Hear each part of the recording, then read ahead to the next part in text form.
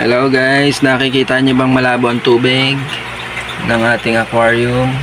Gagawa natin ang paraan para luminaw uli na hindi siya pinapalitan. Itatry natin ang bisa ng chlorine. Lalagyan ko ng chlorine ang tubig. Pero syempre tatanggalin natin ang isda para hindi mamatay ang isda. Itatry natin.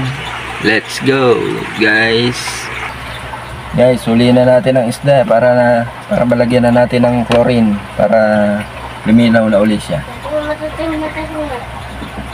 Ready ba? Dito ka lang. Dito ka lang. Huwag tayo.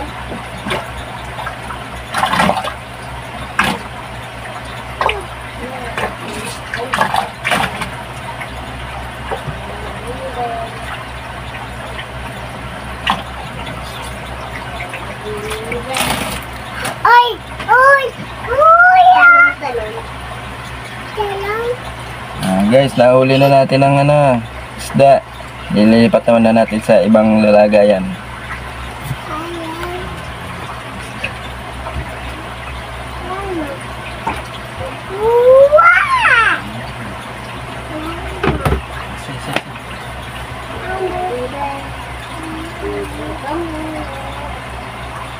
Guys, lalagyan ko na ng isang sachet na chlorine para luminaw na uli ang kanyang aquarium na hindi na pinapalitan ng tubig. Ito yung isang sachet na chlorine na nagkakahalaga ng piso lang isa at lilinaw na uli ang tubig. Hindi na tayo gagastos ng malaking gastos sa tubig para luminaw na uli.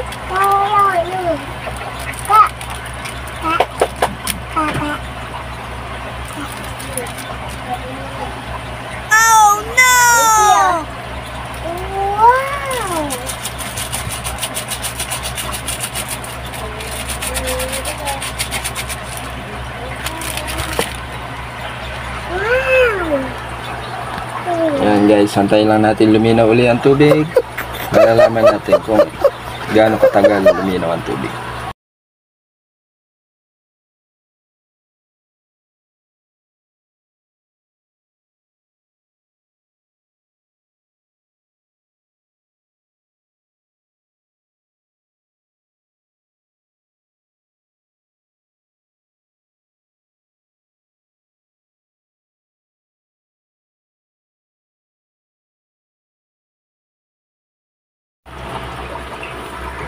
Hello guys, ayan na, luminaw na ang tubig. After 4 days na nilagyan ko ng chlorine, ito na ang resulta. Luminaw na siya kaysa dati.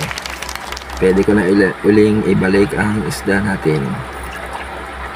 Wait lang, kukunin ko na uli ang isda sa aking pinaglagyan kung saan man siya nandoon. Babalik ko siya dito sa dati niyang aquarium na hindi ko naman pinalitan ng tubig. Nilagyan ko lang ng chlorine. Wait lang guys. Siya guys, binalik ko na uli sa kanyang aquarium. Luminaw na ang tubig na hindi ko naman pinalitan. Nilagyan ko lang ng chlorine. After 4 days, okay na uli siya. At least hindi tayo naggumasto sa tubig para mapalinaw lang ang tubig. Chlorine lang ang katapat. Yes. Luminaw na uli. Okay. Buhay na buhay uli ang isda natin sa dati niyang tubig. Hindi naman ako nagdagdag ng tubig, hindi ako nagpalit. Yan pa rin yung tubig na malabo. Ilagyan ko lang ng chlorine at luminaw na uli.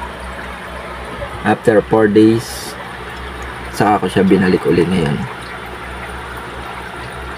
Okay, buhay na buhay ang ating isda. May kasabihan nga, conserve water. Kaya, ganun ang ginawa ko.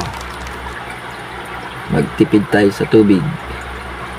Gawan natin ang paraan para malinis natin ang aquarium na hindi pinapalitan ng tubig. Okay guys, thank you for watching.